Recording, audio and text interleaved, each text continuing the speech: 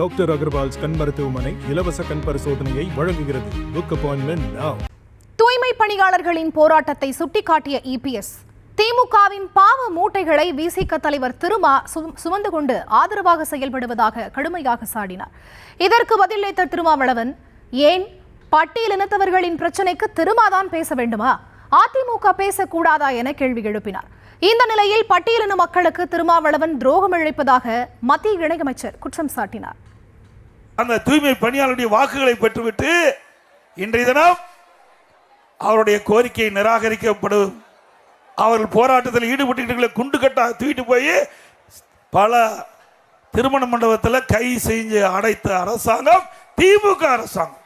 அதற்கு திருமாவளவன் அவர்கள் வக்காலத்து வாங்குறார்.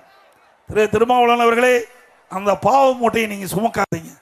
திமுக செய்கின்ற பாவ மூட்டையை விடுதலை சிறுத்தை கட்சியினுடைய தலைவர் திருமாவளவன் அவர்கள் சுமக்காதீங்க என்பதை மட்டும் நான் சுட்டிக்காட்டுறேன்.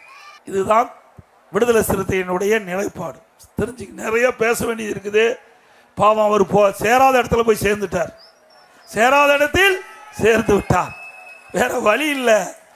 ஏன்னா கூட்டணியில் அங்க வைத்து விட்டோம் என்ற ஒரே காரணத்திற்காக அவர்கள் சொல்வதையெல்லாம் இவர் திருப்பி அறிக்கையின் வாயிலாக வெளியிட்டிருக்கிறார். திருமாவளவன் அவர்களே, உங்களுக்கு என்று ஒரு மரியாதை இருந்து கொண்டே இருக்கின்றது மக்களிடத்திலே. ஆகவே திராவிட முன்னேற்ற கழகம் செய்கின்ற தவறையெல்லாம் நீங்கள் சுமந்து கொண்டு அவர்களுக்கு ஆதரவாக நீங்கள் கருத்துக்களை வெளியிட்டுக் கொண்டிருந்தால் உங்களுடைய நிலை தலைகீழாக மாறிவிடும் என்பதை மட்டும் அன்போடு இந்த நேரத்தில் தெரிவித்துக் கொள்கின்றேன். அண்மையிலே தூய்மை பணியாளர்கள் பிரச்சனை.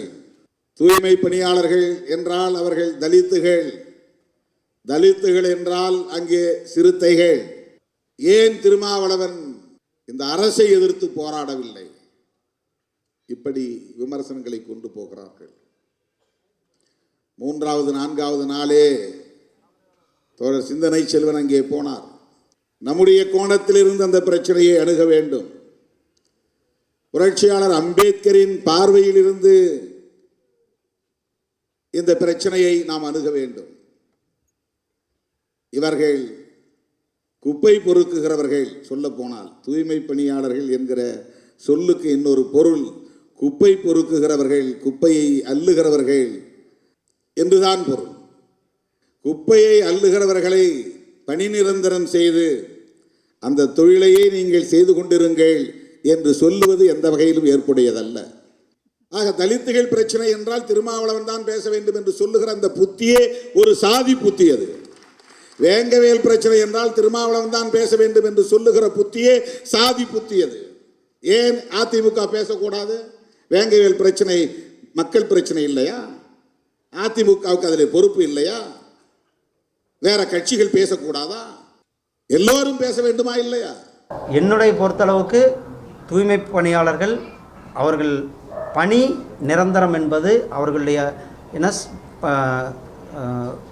பணி பாதுகாப்பு தான் அவங்க எதிர்பார்க்கிறார்கள். பணி பாதுகாப்பும் கொடுக்க வேண்டும். அதே நேரத்தில் அவர்களை தூய்மை பணியாளர்களாக மட்டுமே வைத்திருக்காமல் அவர்களுக்கு தகுதிக்கேற்ப பதவி உயர்வுகளை கொடுக்க வேண்டும்.